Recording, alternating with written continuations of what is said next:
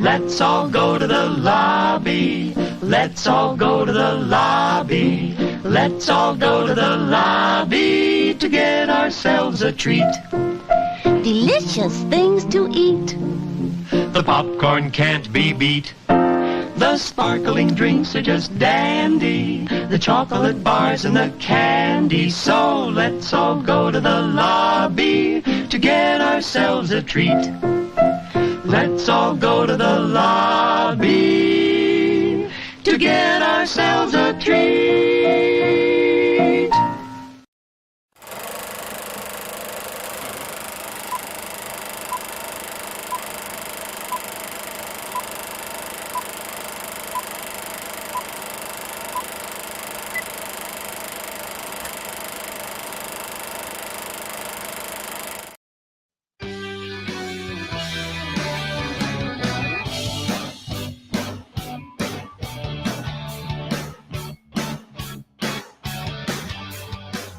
Well, we are back again, and it's only been a week this time.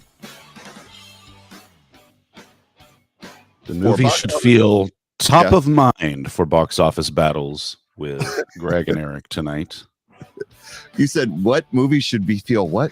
They should feel top of mind. They should not feel like it's been too long since we last went over. True. Yeah, At normally least a couple of these. We do like every other week, but this week on Box Office Battles with Greg and Eric, we have gotten to our final four of our second set of battles. So we are pleased to be bringing you the final four tonight, and we will probably need the audience's help tonight, without a doubt. Going into this battle, I would say without a doubt, but I think we may not agree completely on this one. I don't know. I was wondering about this. I also think that coming into tonight, I have pretty good idea of where I'm at. And I generally feel like I often know where you're at or coming from. But I also feel like these four movies, if we had the same conversation a month from now, it might be a little different. If we had the same conversation a year from now, it might be different. So I'm interested to see, and I'm not sure, Greg, on one of these two matchups, which way I'm going to vote just yet. You may be able to convince me with your, smart movie talking, where I ought to land on one of these. Smart movie talking. Yeah. Well, I'll tell you this. First of all, hi, Mike, Florida. He's Labanovitz. He's with us every week. Glad to have him. Glad he's safe from the hurricane. And we may need his help tonight. Like I said, we don't have a guest in the studio to help break a tie. So we'll definitely be going to the audience if we do not agree tonight. So whoever's in the chat, they'll be able to vote. And we want you to make sure you put your comments in the chat as far as the battles go. So let's take a look at we have someone. Greg, I think someone's at the door. Hold on.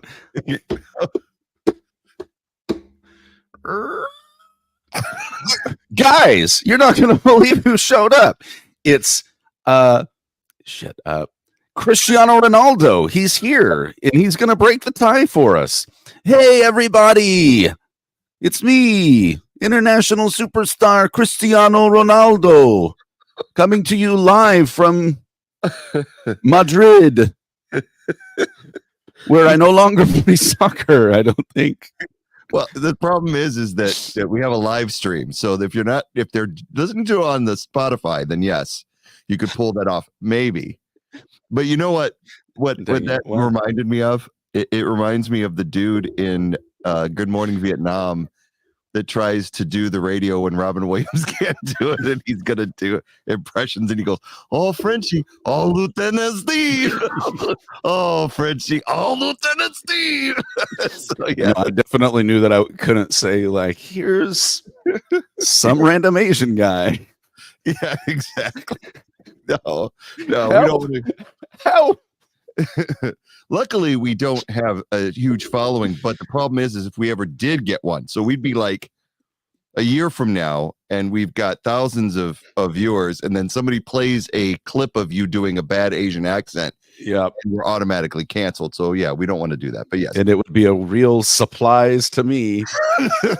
Oh, good Lord. And it's bad enough you did the 9/11 joke a couple weeks ago. So that one's still rattling around in your head, isn't it? Rent free. Yeah. I had when we did the Spotify edit for that, I'm like, should I take that out? You should not. No. That one was fine. It was borderline, but it's there. So yeah. So anybody who's in, well, tell me a better 9/11 joke. I don't have any 9/11 jokes. Oh, sure. You and the boys out on the golf course. You've had one bourbon too many, and you're telling me no one's ever dropped a. Okay, well. Yep. No, never had. All right, fair enough. But yeah, so just to say, we've got a few people in the chat tonight, so stay with us tonight. We're going to get through these really quick because what we did the last time, and I thought it worked really well, was when we did the AFI's top 8 movies.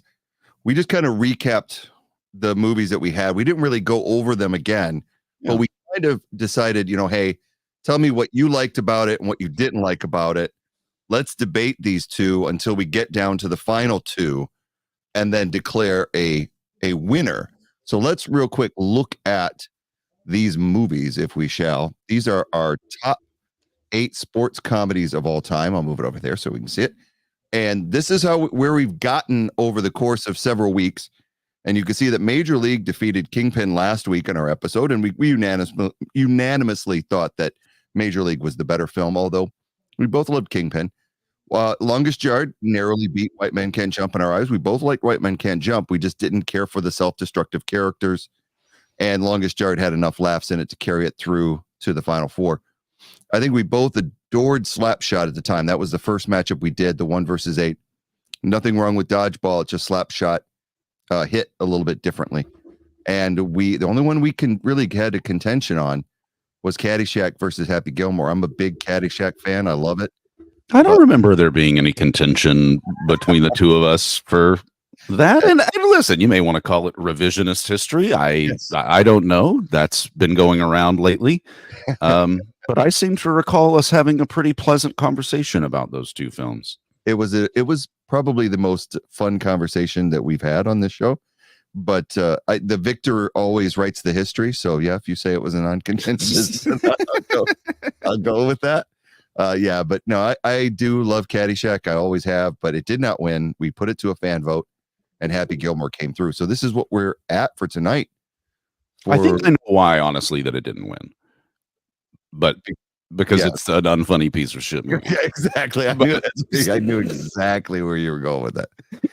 But there's a lot of people who love that film. But we're not going to go down the Caddyshack road. No, we don't have to do that. It's not here. What we're going to do is start off with the right side of the bracket, and we're going to debate on Major League versus The Longest Yard.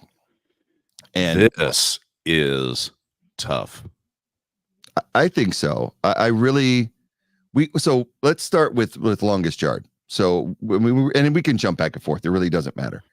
Longest Yard, we watched and we liked it over White Men Can't Jump. And part of the reason is that for that 70s sports comedy, it was kind of starting to define that genre was actually kind of really getting started in the 70s.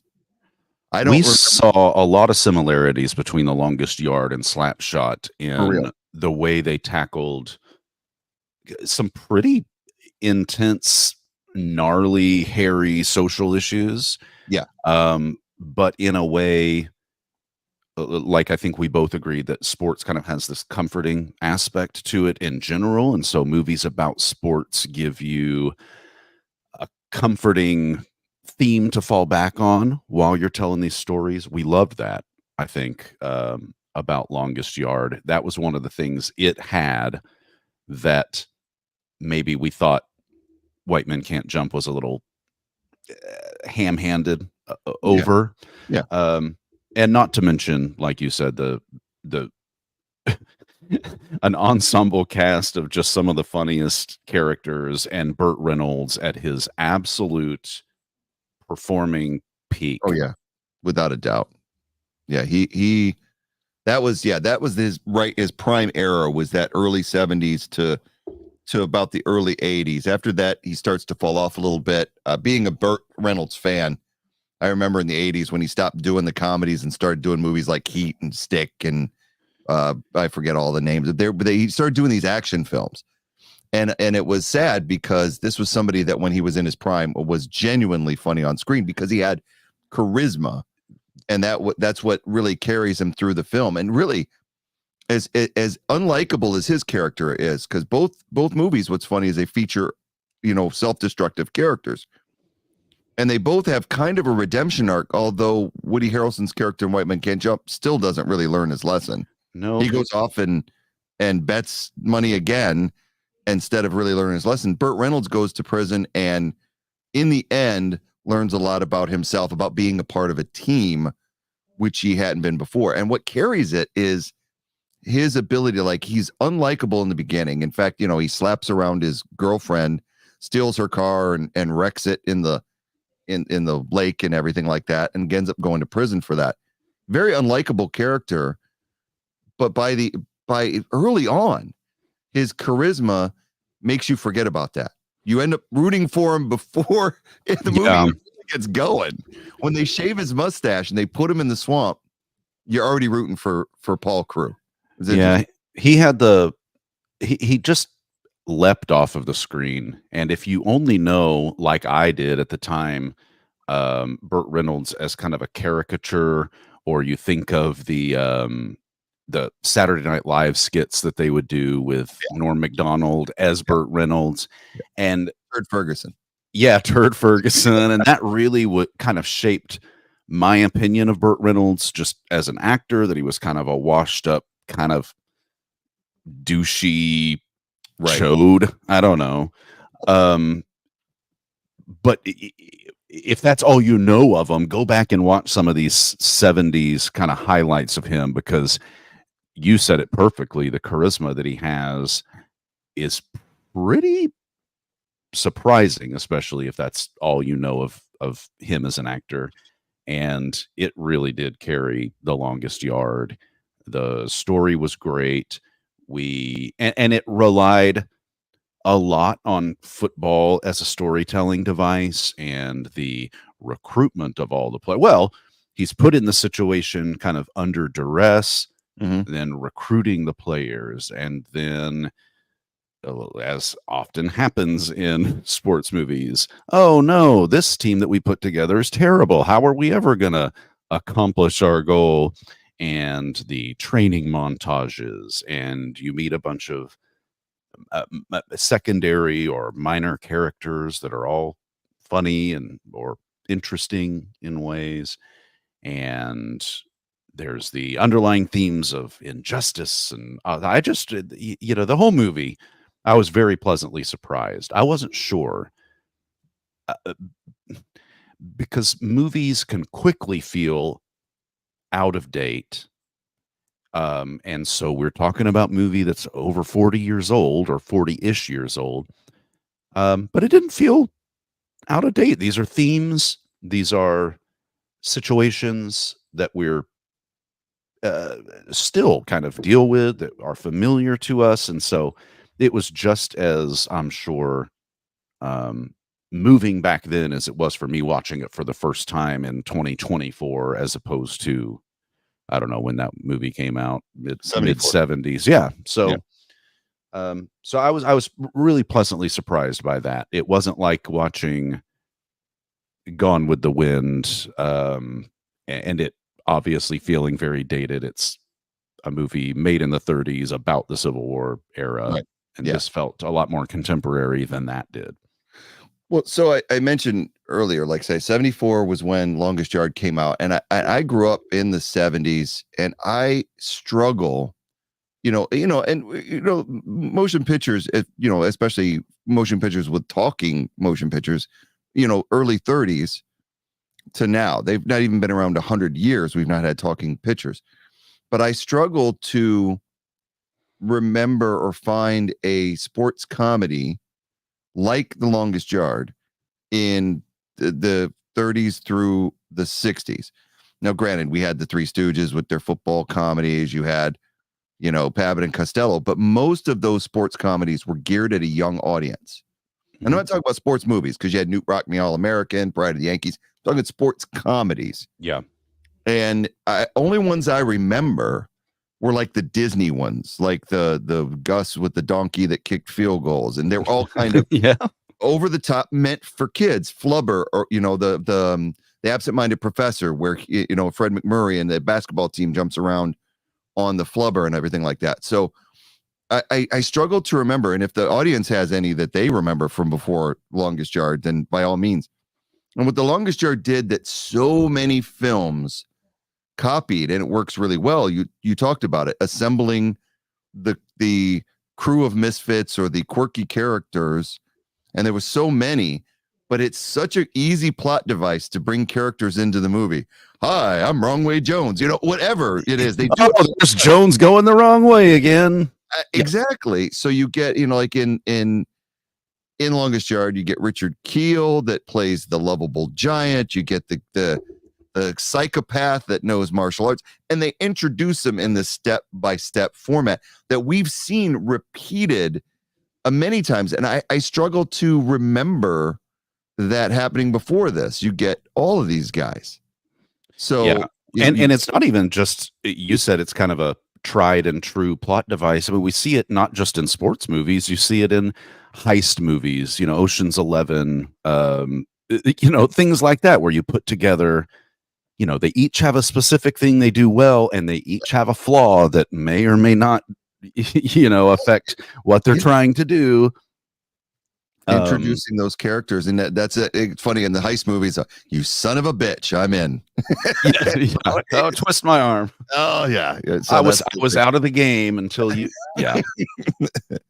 Yeah. So in fact, heist movies may be a category we do down the road here on Box Office Battles.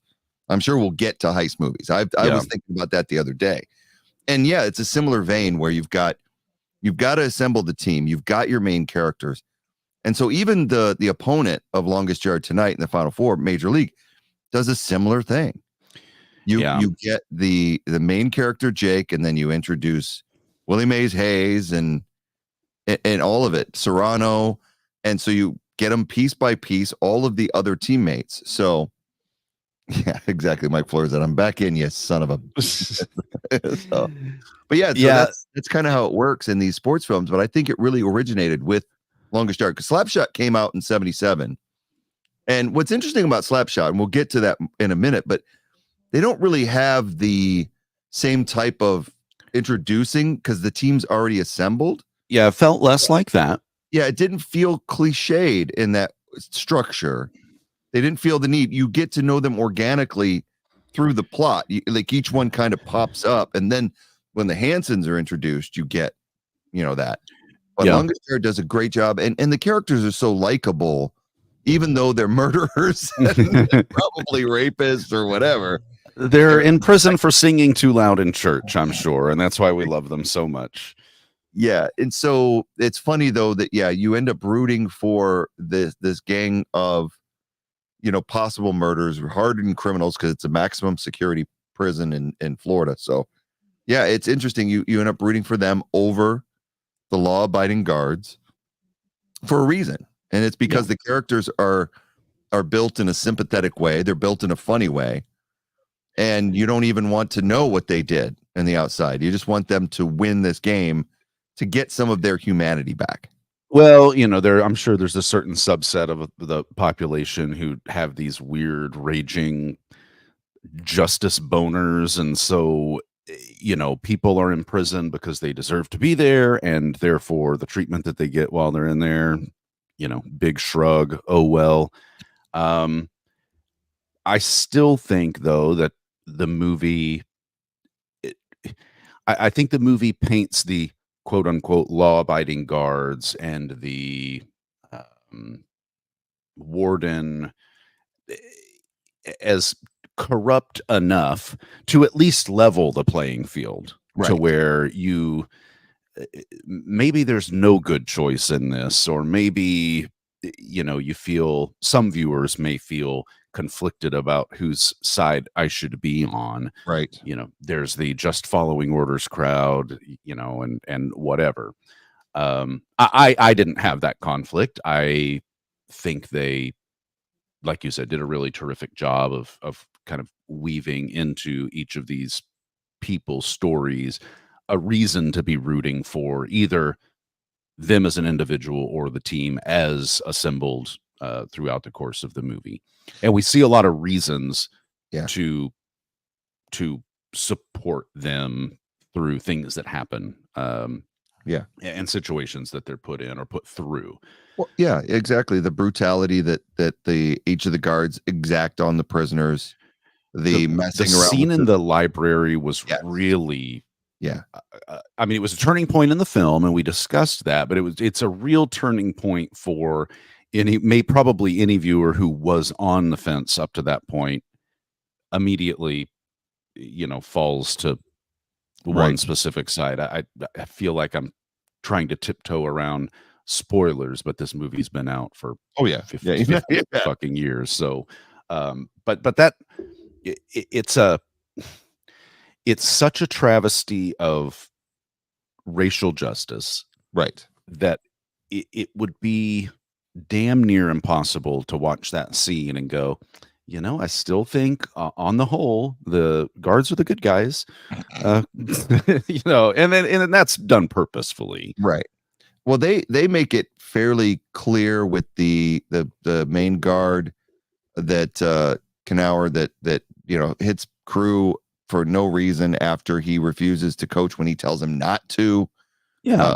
And it's just and so they build on that with every single guard enacting some sort of sadistic glee and taking out. So it's kind of funny how a movie can be structured where you can subvert law and order versus criminals and you root for the criminals because of the way that they're painted. So if you take it at face value and you just said, hey, I'm going to do this story about all these rapists and murderers and they get to play the guards and they're going to beat the pants off them in the end without giving any backstory about who's the good guys or bad guys, it could be conflicting. But there's other movies like this. Like I remember Stir Crazy, which is just a great prison movie, and that's another topic we could do: prison movies, or prison, and even prison dramas and prison comedies, where that the guards weren't really that evil, but it was the fact that the guys were desperate to escape. They were innocent, so you're rooting for Gene Wilder and Richard Pryor, and they get involved in the rodeo to try to escape, and so you're rooting for that escape, and they ignore the fact that the one of the guys that are friends with him burned his house down and killed his whole family. The other guy, the big hefty guy, killed his family, but yet they're gonna get these guys out too. It's crazy.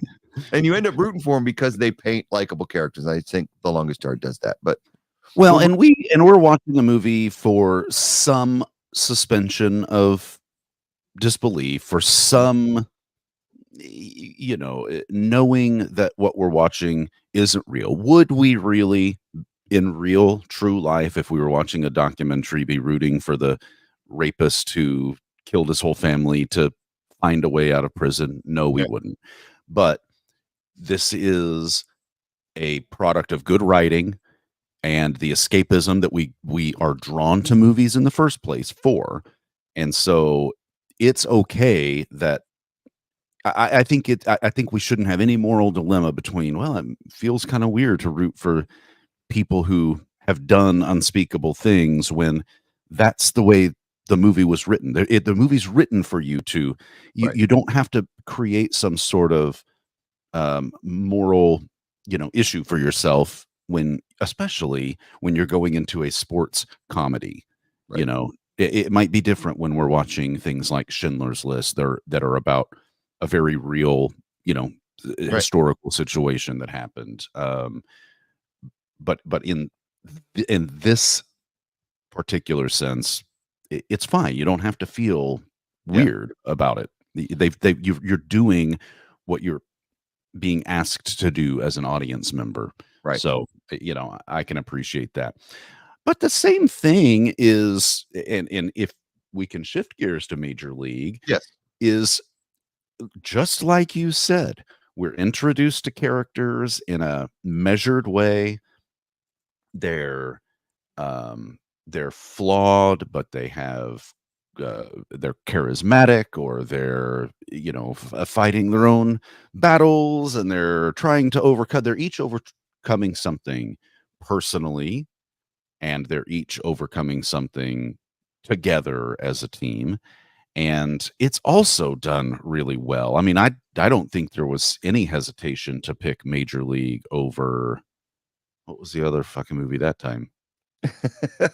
The Major League went up against Kingpin, the bowling movie. So we like Yeah, Kingpin a lot, but it's I think the difference was, what as a sports comedy, it was more about the Amish jokes and the sight gags, which are hilarious.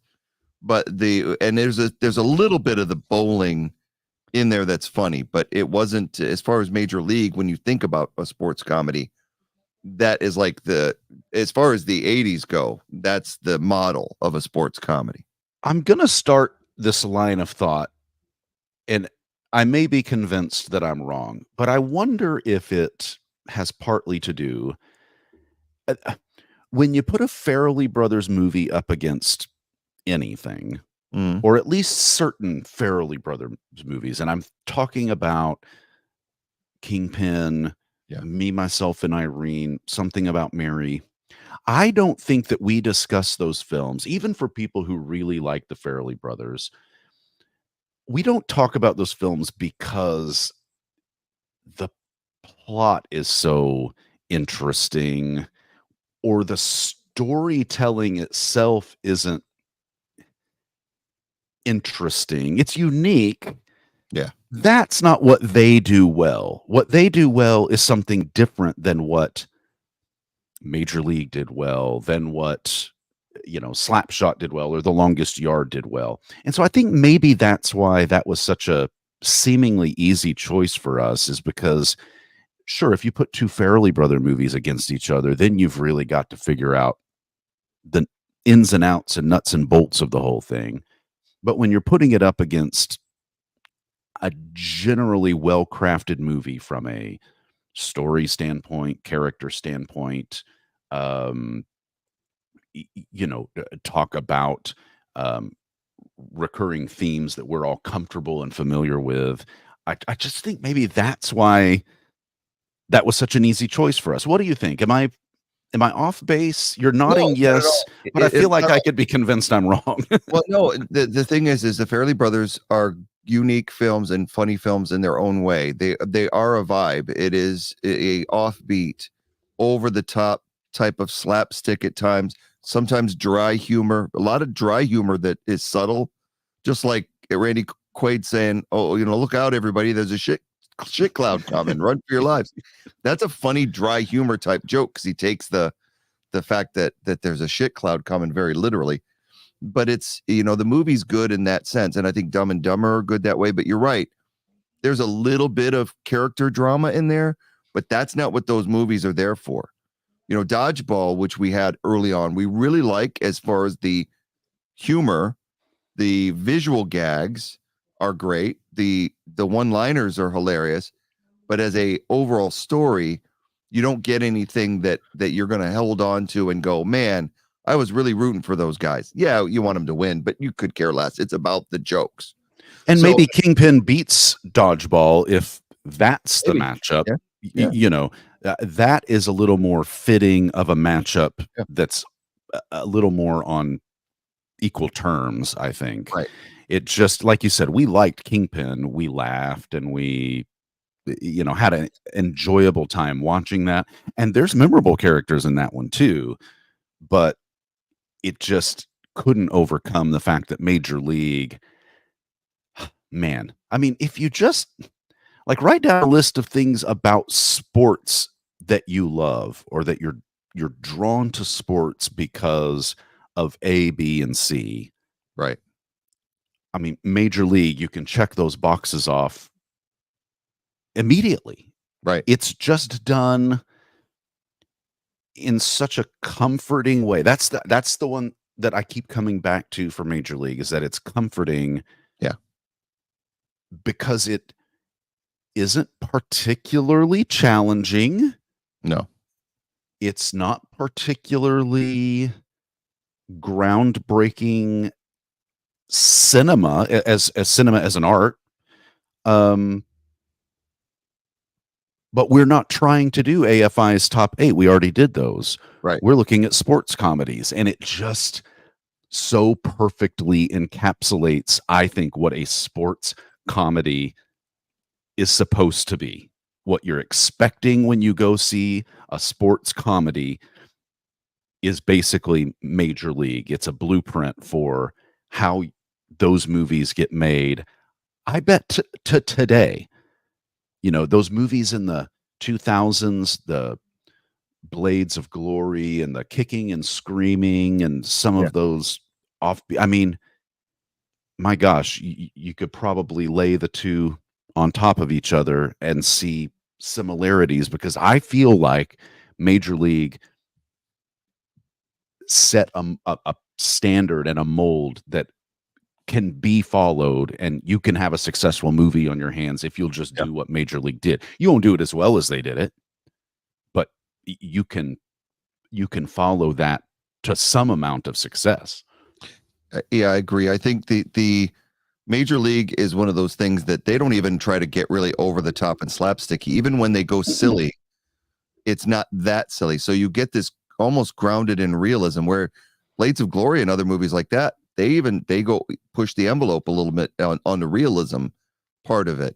So Major League, and I think that was typical of like some of the 80s and 90s sports comedies, like A League of Their Own, like The Sandlot, that we didn't put into this because they weren't kind of R-rated. And they didn't have those over the top moments, but you enjoyed, like, even you look at the Bad News Bears that didn't make the countdown. They had the almost grounded in reality, and that made it almost funnier, because these were guys that you really could hang out with. That's a big part, I think, of sports comedies, is if you want to be part of that team. Yeah, I was thinking of Bull Durham too. Yes, another good one. Yeah. That kind of fits that same kind of 80s ish mold that you're talking, late 80s and into early 90s. Yep. So yeah, I'm glad that we kind of had a firm delineation for this set of movies, because like you already said, sports can mean a lot of things, different things to different people. And some people take it very seriously, and for some people it's just a diversion from kind of the doldrums of everyday life. And there are a lot of really good serious sports movies out there. Field of Dreams and The Natural, and some of the others that you have talked about. Any Given Sunday, I thought, was really good when I saw it 30 years ago now, or however long ago that was. So limiting ourselves to sports comedies, I think, was a really good move, because, I mean, A, you're able to a little better compare apples to apples, but B, again,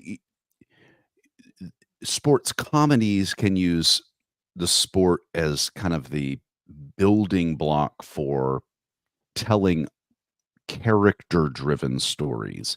And I think that differs from sports dramas that are really about kind of the dirty, nitty gritty ins and outs of professional sports, about the pitfalls, pratfalls, of the professional athlete, of the, moral sacrifices that it takes to be a successful either athlete or executive in the professional sports world. You go off on a very different set of stories, and sports comedies just use sports, which we all already know about.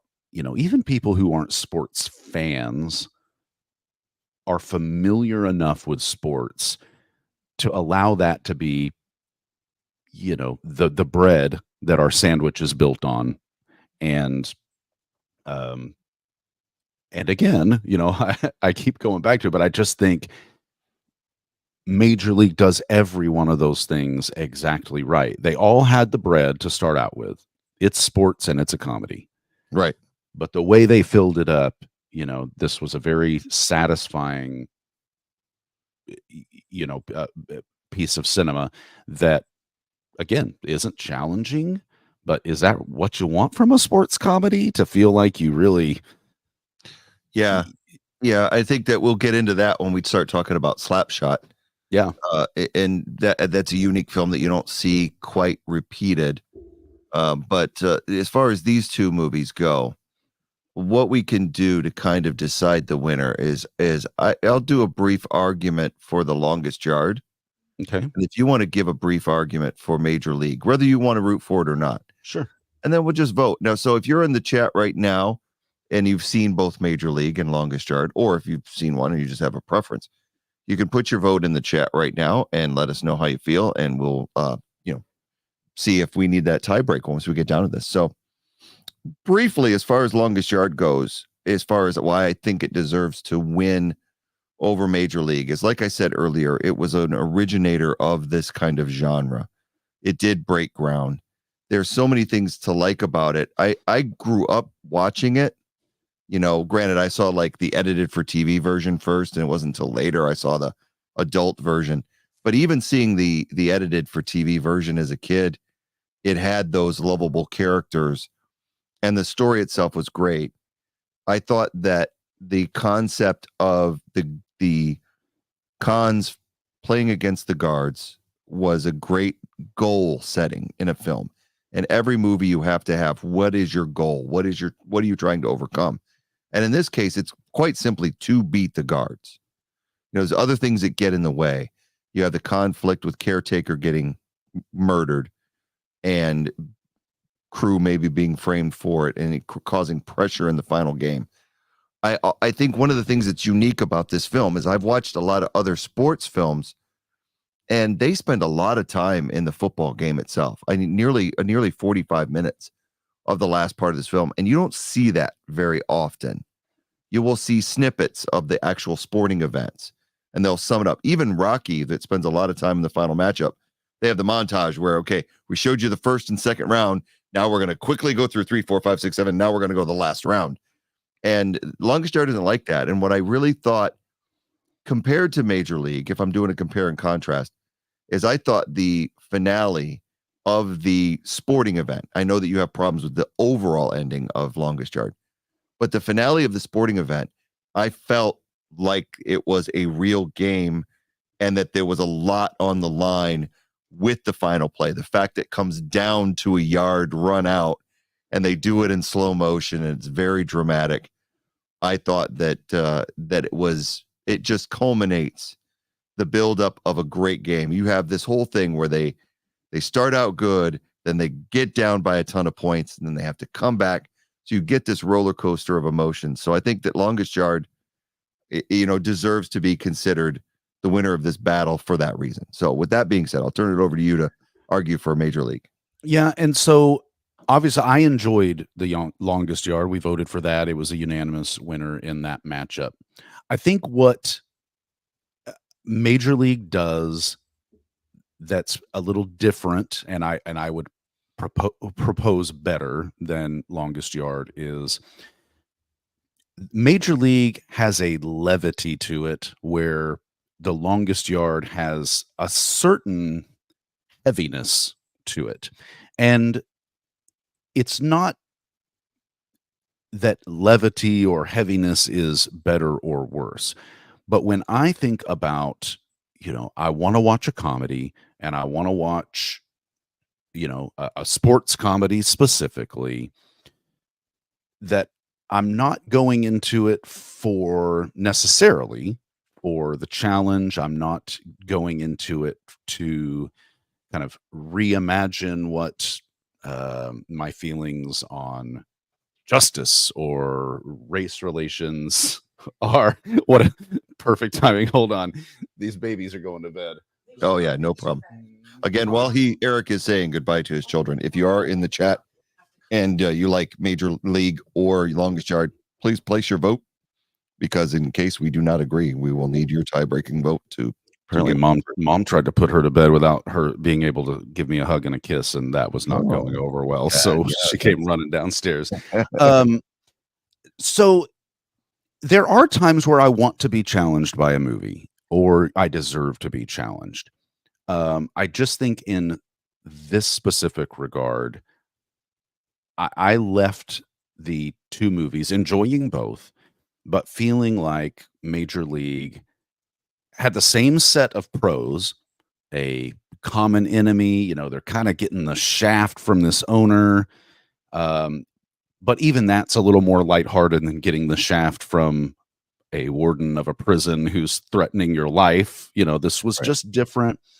And um, so I think for me, that's kind of where my mind goes is we're talking about sports comedies, and it just feels to me like Major League checks all of the boxes of what a sports comedy ought to be than I think The Longest Yard does.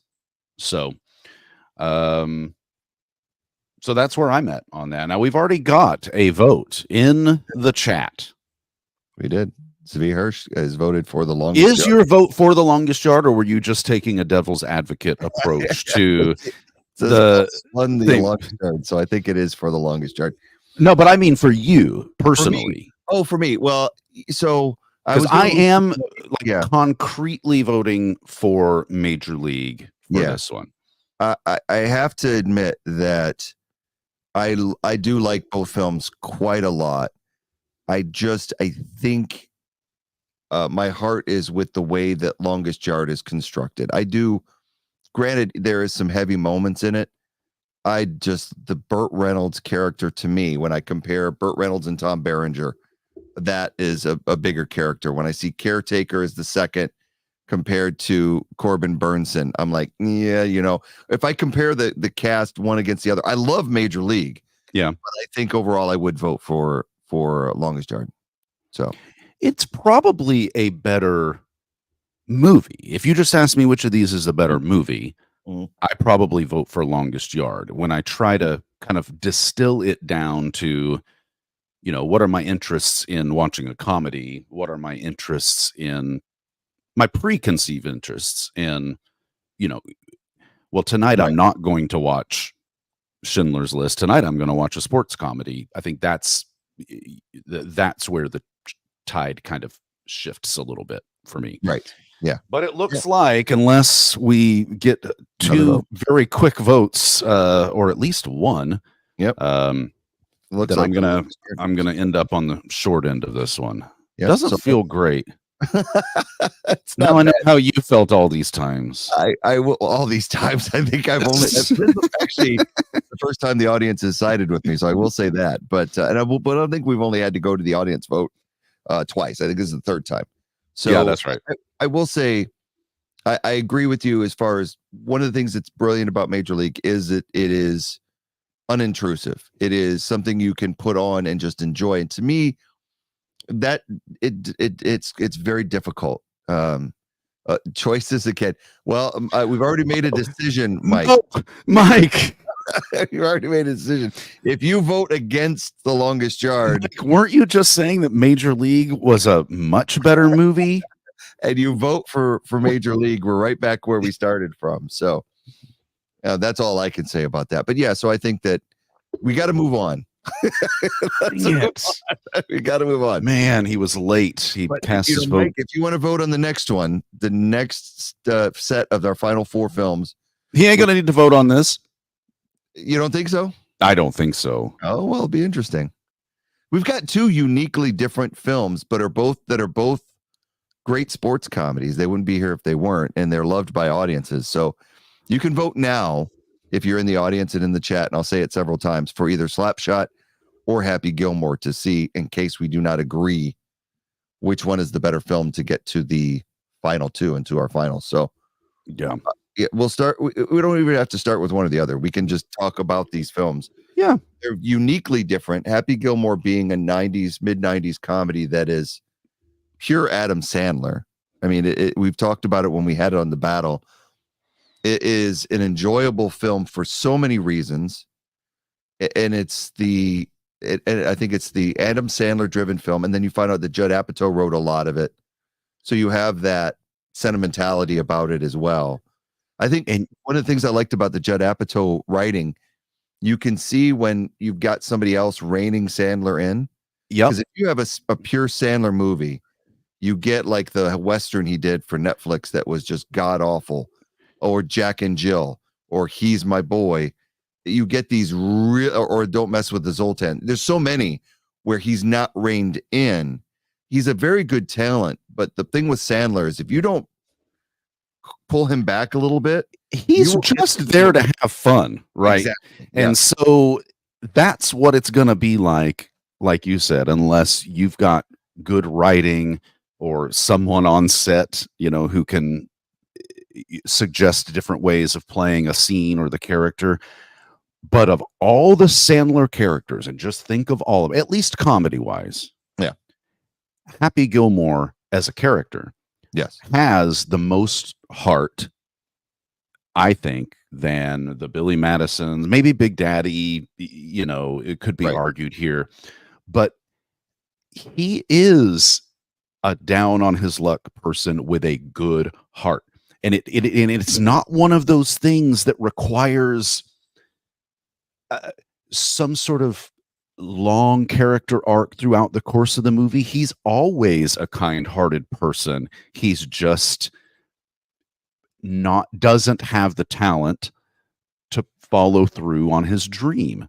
right. And he's not willing at the beginning of the movie to let that go. He will, how many times he got cut from the local hockey team he keeps trying out for, and they make a joke about that.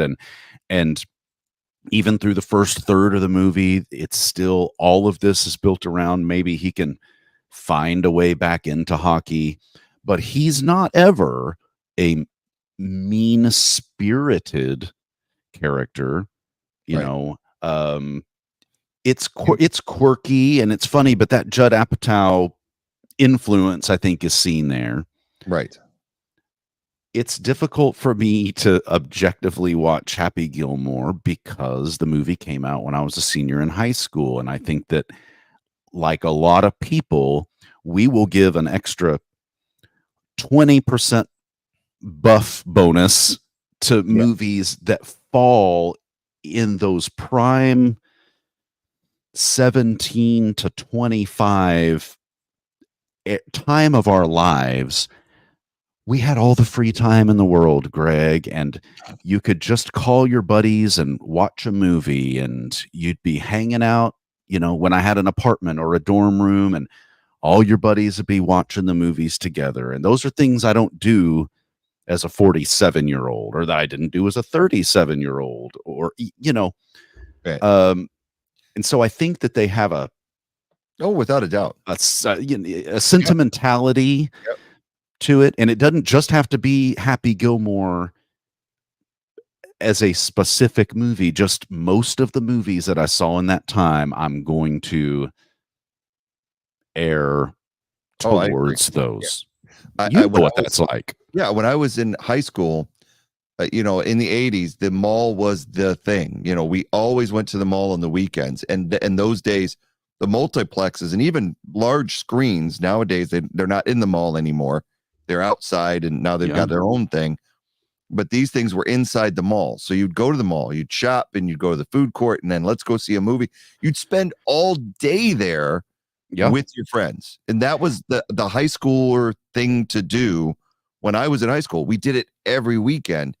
And those movies that I saw from the period of, like, say, 85, 86 through the time I graduated in 88 are, if you put any one of them on, I have such a ingrained likability factor. I zero in, and I can name just a few that are really important to me in my lifestyle. Beverly Hills Cop 2, I saw in the theater. I would watch it right now if I could. Untouchables with Kevin Costner, saw in the movie theater. Planes, Trains, and Automobiles, saw in the movie theater with my friends. Yeah, and the Naked Gun movies, saw in the movie theater with my friends. So those are definitely, it does have that factor, and it can influence you one way or the other. But I will say this, regardless, I think Happy Gilmore, I saw it, I was a grown man with did I have one child at that time? Yeah, I had one child and one on the way at that time. My daughter was at 3 or almost 3 at the time. And so watching it, I don't think I went to the movies to see it. I think it was one of those that where when you have young kids in the 90s, you went to Blockbuster. Yeah. And I think that we just rented it. And I remember watching it at home and laughing my balls off. Thought it was one of the funniest things I'd ever seen. So, as a sports comedy, it does have a lot. Like you said, he's not a unlikable character like we've had in the others. He does have his anger issues where they're trying to rein him in, and they're trying the marketing, that tries to get him under control. Yeah. So that, that he can, do well. But it's a really small thing, and it doesn't make him over likable. If it does anything, it makes him actually funnier, because the scene where the head of the PGA is watching him on TV and he's the constant bleep outs of the curse words is one of the funniest scenes in the movie. This is also a common, maybe not plot device, but it's a trope at the very least, where you put it kind of like we did with the Beverly Hillbillies, where you take a certain class or type of person and put them in a new environment, and how foreign everything is to them. So him going from amateur hockey to the stuffy country club, champagne and caviar world of professional golf. That's a very good catalyst for some of this zaniness that you're talking about, or some of this, it's the fish out of water, right? Yep. And so, but like you said, we're lucky because the flaws that he has are personality flaws, but they don't inhibit the enjoyment of the character, like, we often see in other types of films. So, yeah, it's funny you mentioned the mall, because it feels to me like with music, with pop culture, and this is common for you and I, even though you're significantly older than I am. It feels like there was more of kind of a singularity of culture at the time. Yeah. Because there weren't as many outlets as kids today have. Mm-hmm. The music was kind of what you heard on the radio. You'd really have to go out of your way to find your local indie darlings. Yeah. You'd have to really go to, an obscure college radio or AM radio to find stuff that wasn't the music of the day. The same with films, right? I mean, and especially before things like Blockbuster, what was in the movie theaters is what you and all your friends watched. You didn't have a group of friends who only liked French art films. You didn't have a group of friends that only liked nature documentaries or whatever.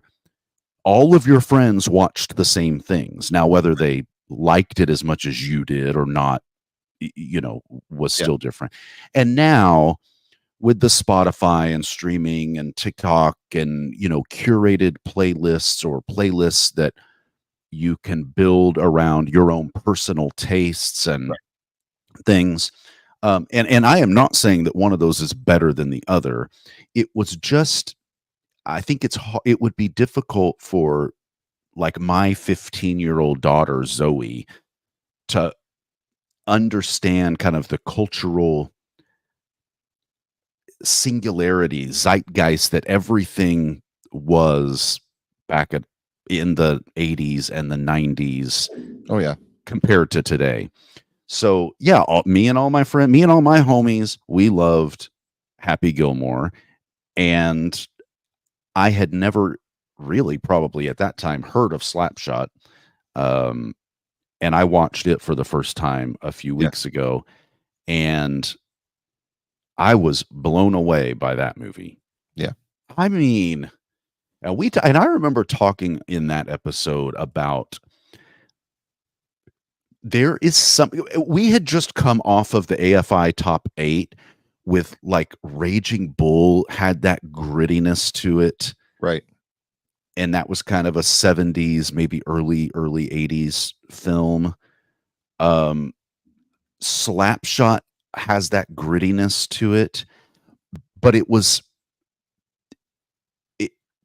it kind of met the 70s as a cultural time right where it laid, where the Rust Belt was in decline, where even the scene that you're showing right now, Paul Newman standing in front of the factory, not only are the factories closing, but they're polluting and they're causing acid rain, and it's Detroit and Cleveland and Pittsburgh.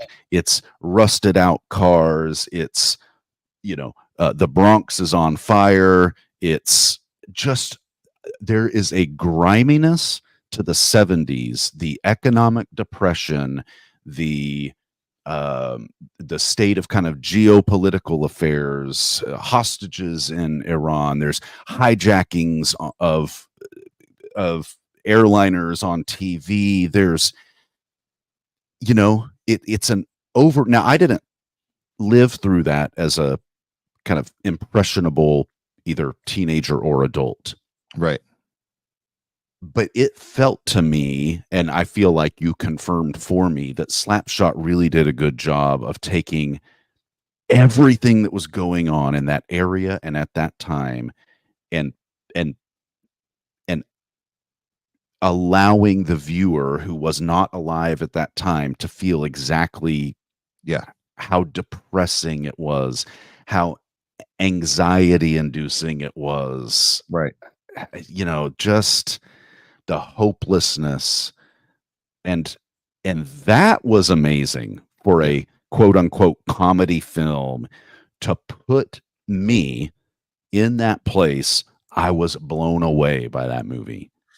It's a level above Longest Yard, even though Longest Yard came out 3 years earlier and it had a sense of realism. But Longest Yard clearly defines itself as saying, we're trying to have fun here. We are putting a little bit of grounded, kind of social issues in there because we want it to affect how our characters react. But Slapshot is a microcosm of what life was really like for the lower middle class in the 70s. My father worked in a steel mill, and I remember Great Lakes Steel. It was right behind our house. Then there was train tracks, and then there was our house. And I remember, I don't know if I mentioned it during the podcast, waking up because, we couldn't afford air conditioning. We were lower middle class. And so I would have my window open to have the summer breeze come through. And I would wake up with flecks of metal on my chest. Messed up my teeth. These are porcelain veneers. That's why my teeth are so beautiful. But the steel and the pollution messed up my teeth. I remember like going to sleep at the orange glow from the steel mill as the molten steel was being poured. And it would be these runoffs of these big, huge glows. Now, that being said, it was a brilliant time as well. It was a very simple time. Yeah. But everybody was kind of in the same thing together. When I see these characters in Slapshot and you see them at the bar and you see them interacting with one another, it reminds me of the grown-ups that I knew in the 70s, how they interacted, the beer they drank, the way they carried themselves. It's so authentic, it's scary. Then you add an interjection of really, because again, people that are watching the podcast and that haven't seen Slapshot, first of all, rent it, stream it, whatever you can do. Go watch this movie. You will enjoy it. But there are people that haven't seen it are probably going, well, this isn't even a comedy.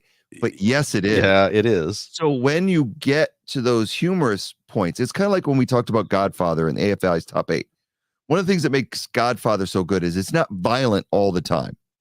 It is a great character study, a great drama. And then when it's violent, it has this massive impact because it hasn't been violent for 30 minutes and all of a sudden, bam, something happens.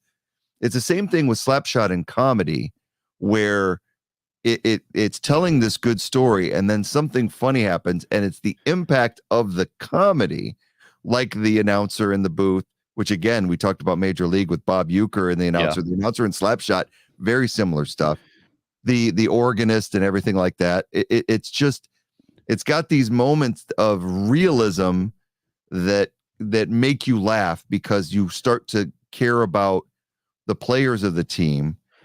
And it just builds and builds. And then, of course, when they interject the Hansons, the movie, to me, as far as a comedy, doesn't work without the Hanson brothers. Yeah.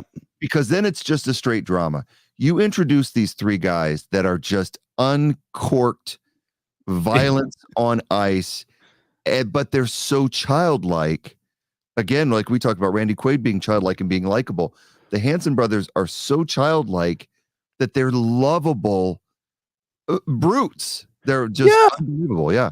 Listen, I don't get mad if I leave the keys in the car running and, you know, one of the kids jumps in the driver's seats and drives it through the garage door. They're just kids, right? That's my fault. And that's how I kept feeling about this.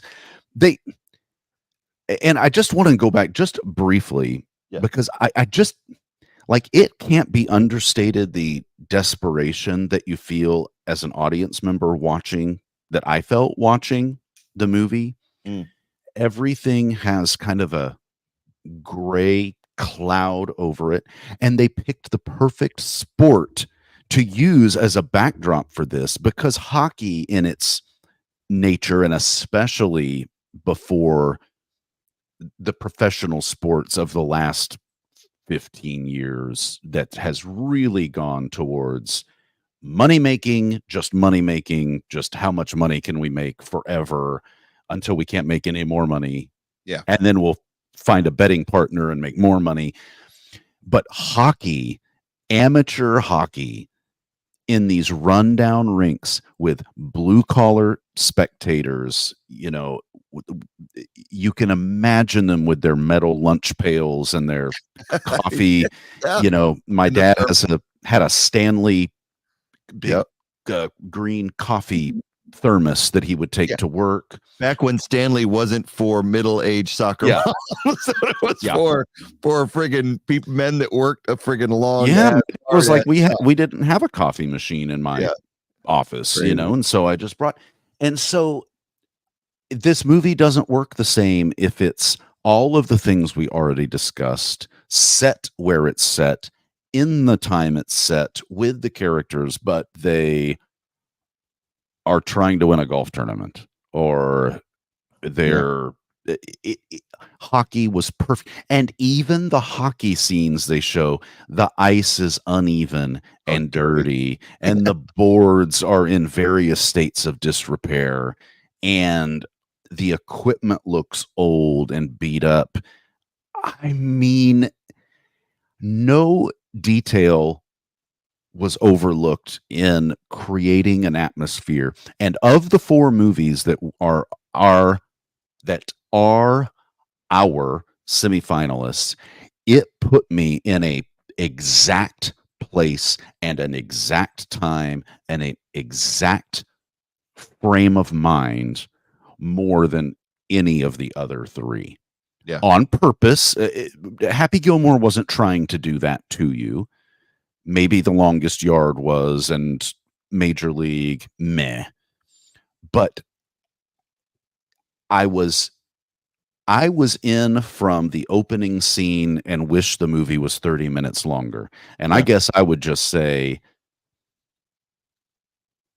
Happy Gilmore having the built-in advantage of being a movie that I saw as a junior or senior in high school with my friends, with that singularity of culture at the time, and Slapshot affecting me the way that it did, given all of these other reasons for me to personally enjoy Happy Gilmore. I mean, that's going to be my vote. It's Slapshot times like 1,000. Well, you know what?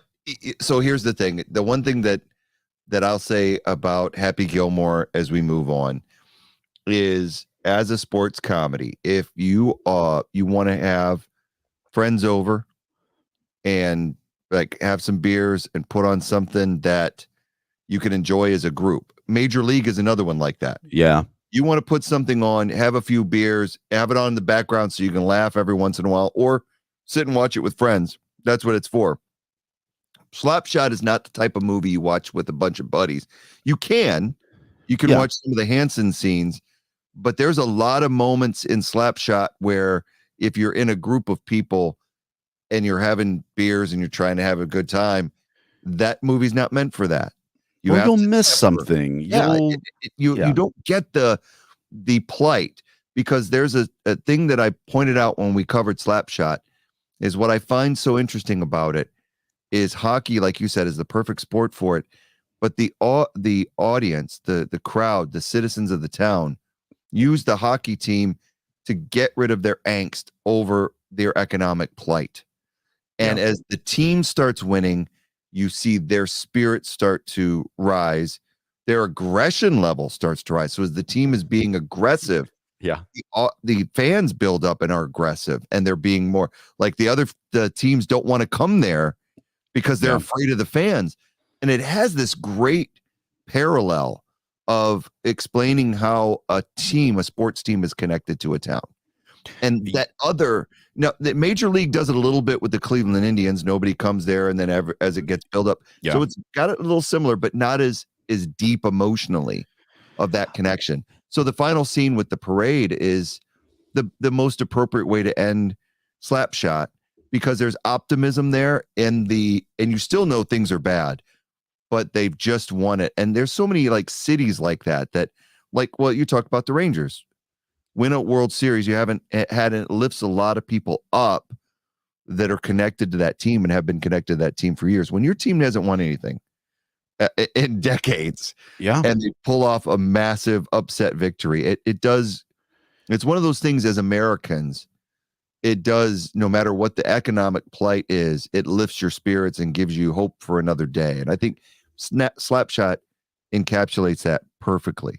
Where the two, I did want to mention something though. We were talking about the mall thing. I did want to point out, it is sad that the current generation doesn't have those experiences of being able to go with friends to the movie theater, and some do. Some still do. Sure. I'm not saying, but it's so easy now to wait for streaming. It's so easy to just maybe go with one or two friends.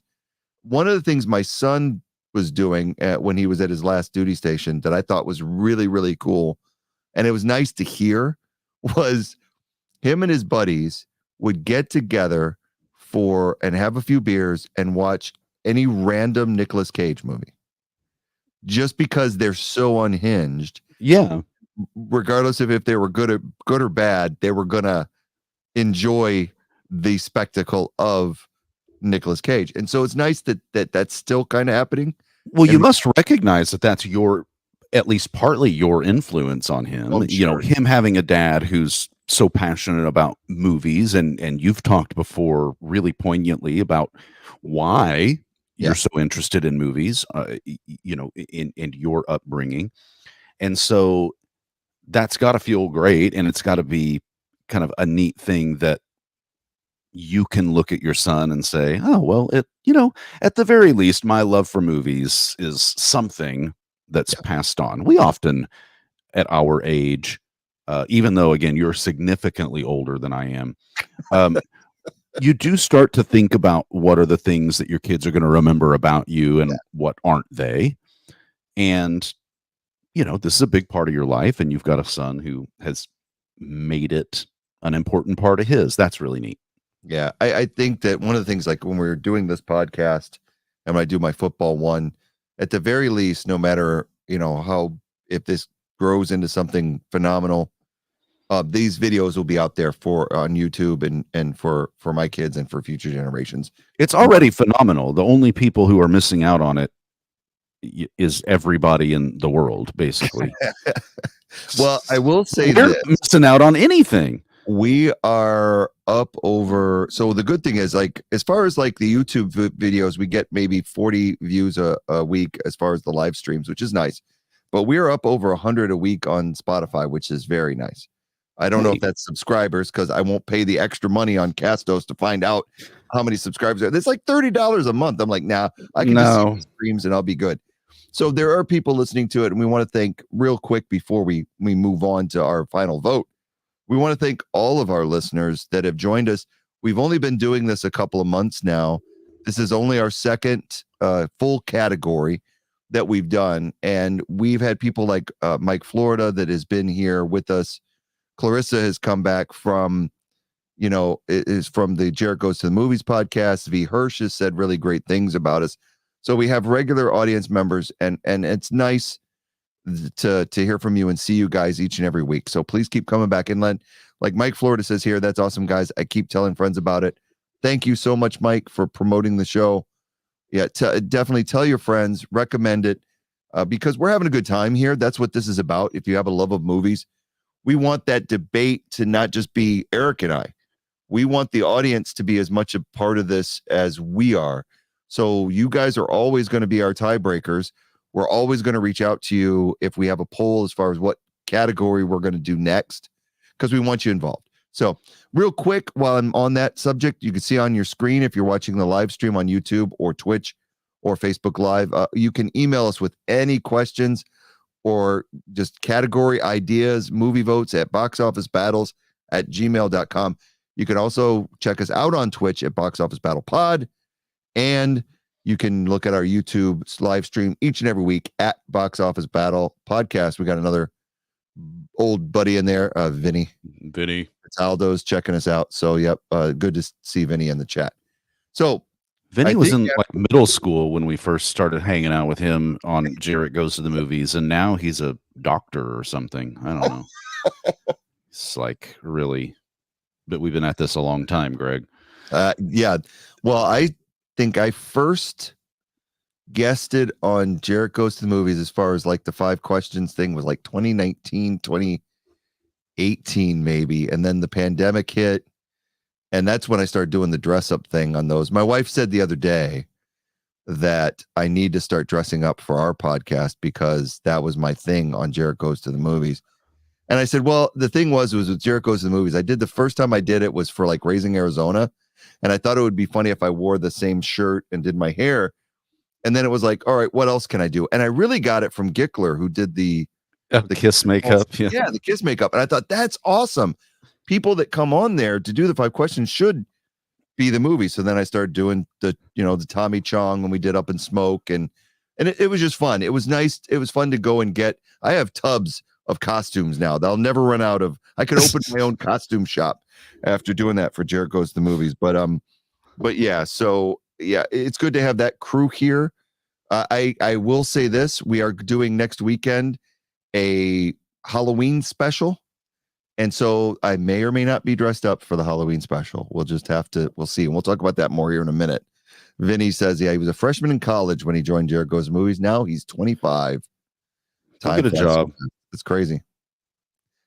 Mike Florida, costumes are amazing. Appreciate that. I had a lot of fun doing those, and maybe we'll bring that back for future episodes here as we go forward. So I think going into this to get to the final 4, I think the vote's simple. I think it's elementary.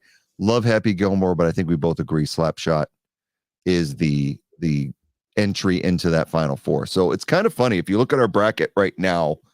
The 2 movies that made it to the final are 2 70s movies. It's wild, dude. Go figure. Yeah. Is this, I mean, so academically speaking, and I often rely on you for kind of the academic eye on these things. I mean, are the 70s generally regarded as kind of a transitional golden era of movies or storytelling, movie making? Is there a giant difference between 50s and 60s movies and movie making to 70s into the 80s? I mean, inform us a little bit on what that. I've mentioned it before, but it was the 60s, the late 60s when you had the Haight-Ashbury and you had the rise of the hippie movement, or just the beat movement in the mid 60s was where it kind of really started. The Ginsbergs and Stanley Kubrick started to make movies at that point. Francis Ford Coppola had started, these were all film school students. And then you had, Easy Rider came out and no one had seen anything like that. Bonnie and Clyde came out, was an ultra violent gangster flick that really pushed the boundaries. And I think in the 70s, like you get the Godfathers, Dog Day Afternoon, Serpico, so many good Taxi Driver. Scorsese comes on the scene Yeah. and makes all these brilliant films in the 70s. They evolved more later in the 80s and 90s, but those 70s ones have a certain vibe about them. I love 70s cinema because it was completely unhinged.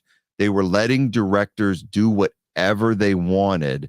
So I think when you look at our two finalists, I think the reason we like them so much is because they took chances.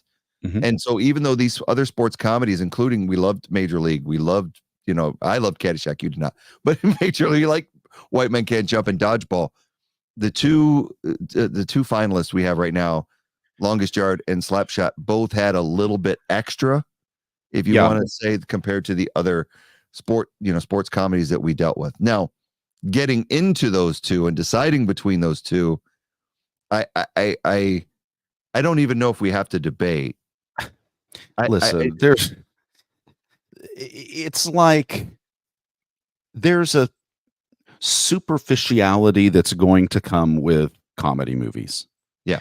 There's a superficiality that's going to naturally come with movies that you make about sports because they're already a big part of our lives. We already know everything about sports. And I already know everything there is to know about comedy. It's why I hated Caddyshack so much. No, I'm just kidding. So there is a superficiality built in to sports comedies.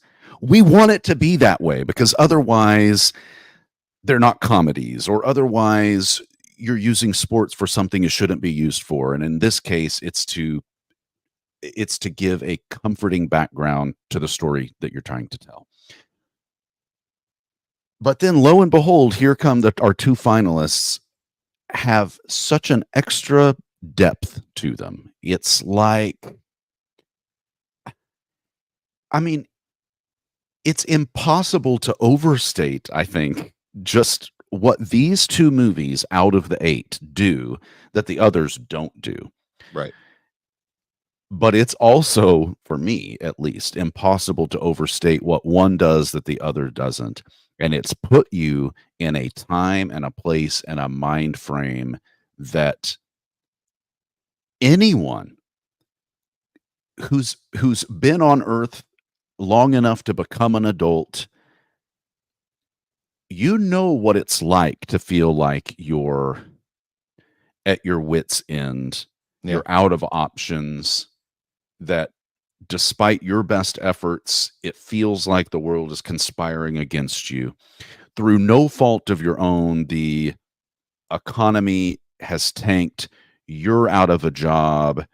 The market crashes and all the money that you save for retirement is gone. A lot happens in this life that can feel like you got kicked in the pants. Yeah. And that's just life. And you know what? Eventually we'll all just die and it won't matter.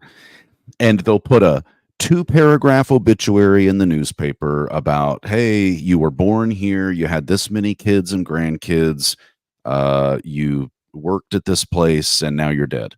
And that's the story of your life. Yeah.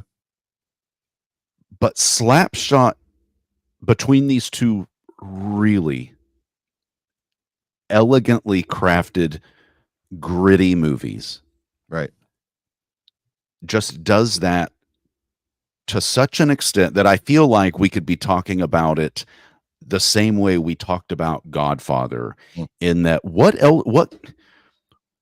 else is there to say about a movie that is this good? What else is there to say about a movie that makes you feel this way? What else is there to say about a movie that takes the care to treat you as the viewer like an informed, actual human, right, that understands what these characters are going through, and it's Slapshot times 100.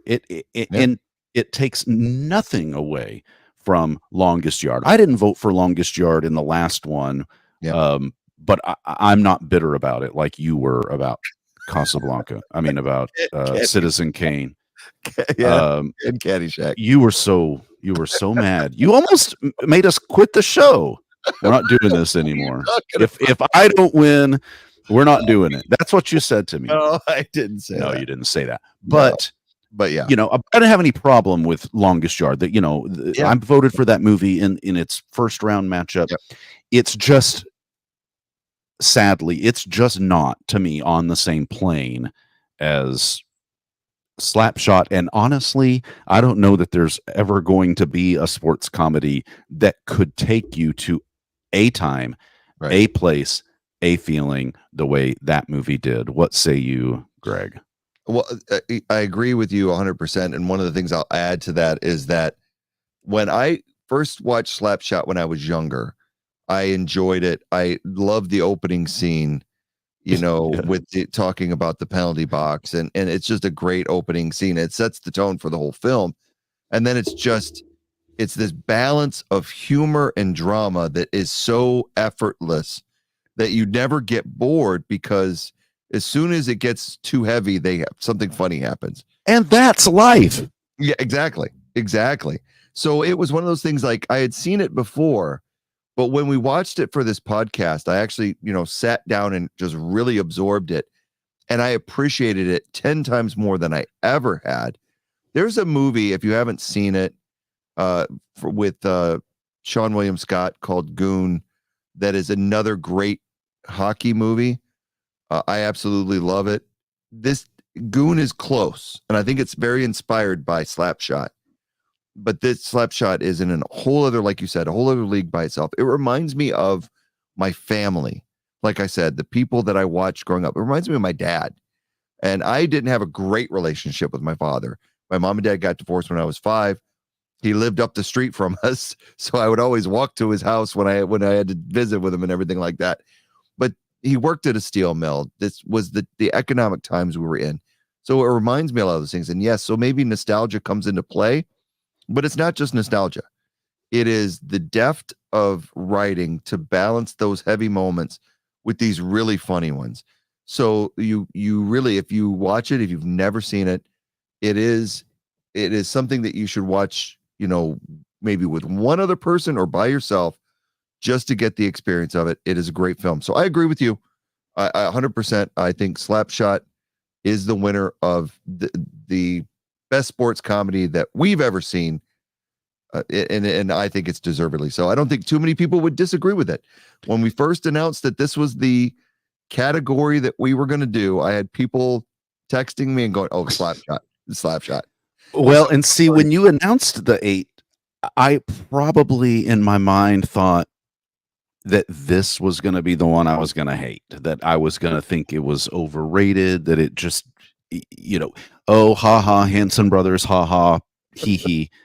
But it was like, as we've already discussed so much, obviously more than that, I'm really surprised. I was very pleasantly surprised at how much it to me, it was as pleasantly surprising as Singing in the Rain was in our last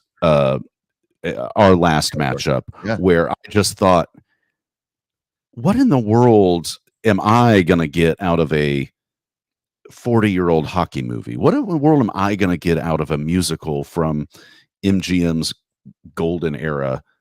You know, and I mean, they have both just knocked my socks off. I agree with you. If you've not seen it, I mean, you couldn't get more of a endorsement from me, and I know from you.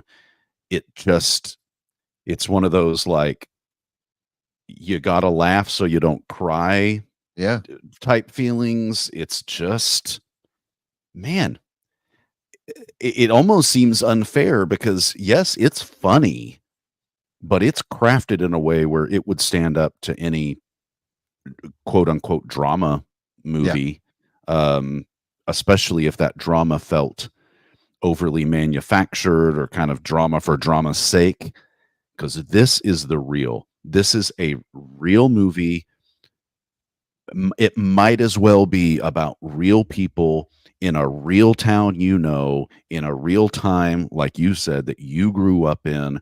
It Yeah. reminds you of those people. People like that.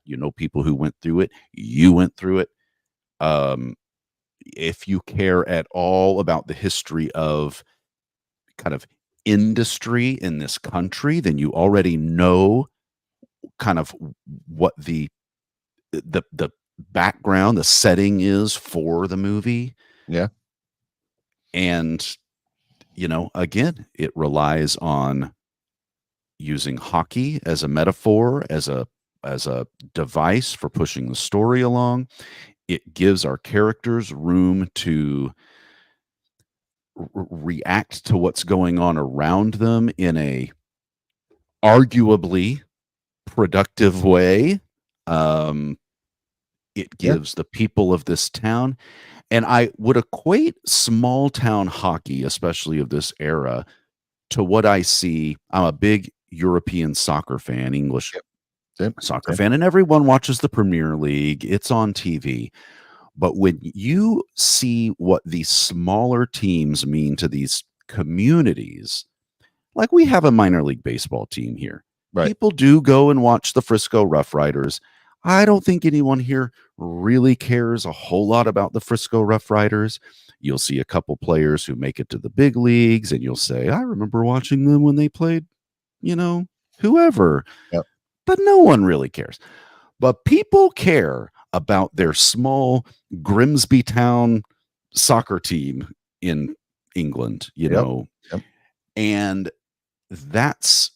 and that anchor to the community is really felt in this film more than any of the other films as well, is that it means so much.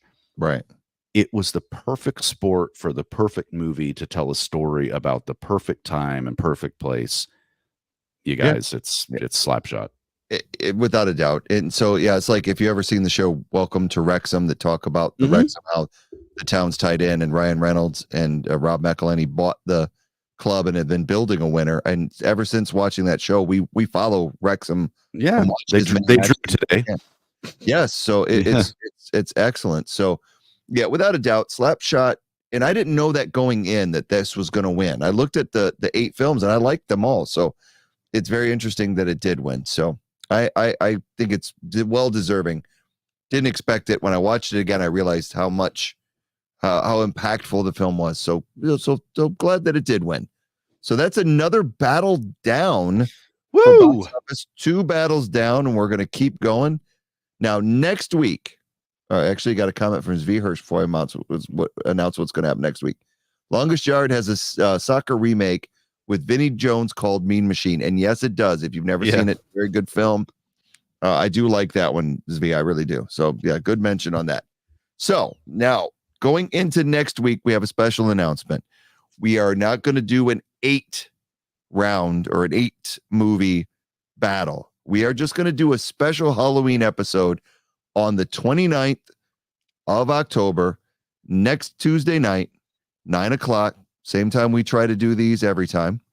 Now, right now, these are the 4 films. This is subject to change. I can guarantee you that Shaun of the Dead, Zombieland, and Young Frankenstein are practically locked in.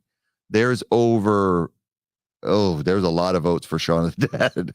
So I know that one's locked in. It's 51% of the vote right now. Okay. Zombieland is sitting at like 30.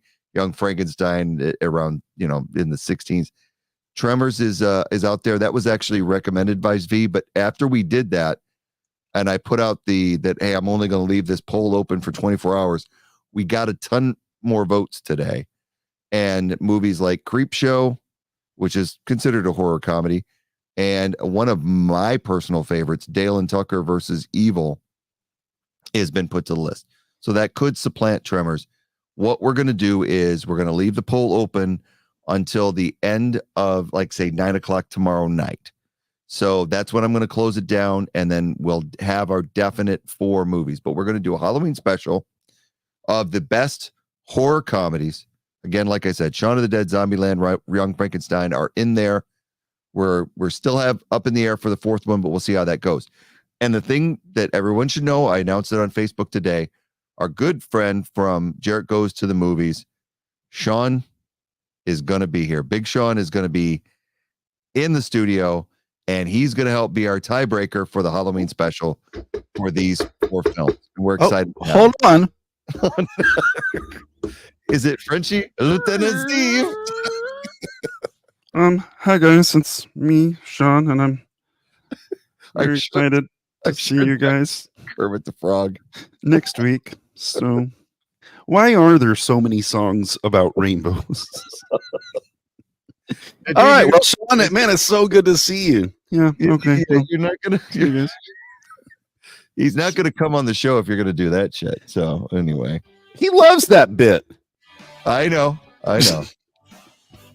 But he's actually, I'm good friends with Sean. I've hung out with him several times. I know you have as well because you did the podcast with him. But very good, knowledgeable about films. He didn't talk a lot on Jarrett Goes to the Movies because he was doing his thing. Yeah, how could he? Behind the scenes. And yeah, exactly. There was a lot of people in that room. So yeah, you just let everything happen organically. So Sean I've talked to him a lot about films. He is a very knowledgeable individual. And I'm excited that he'll be a part of this next week. So tune in to Box Office Battles with Greg and Eric next Tuesday night for our Halloween special. Spooktacular. Oh my God. Yes. He got that in. All right, guys.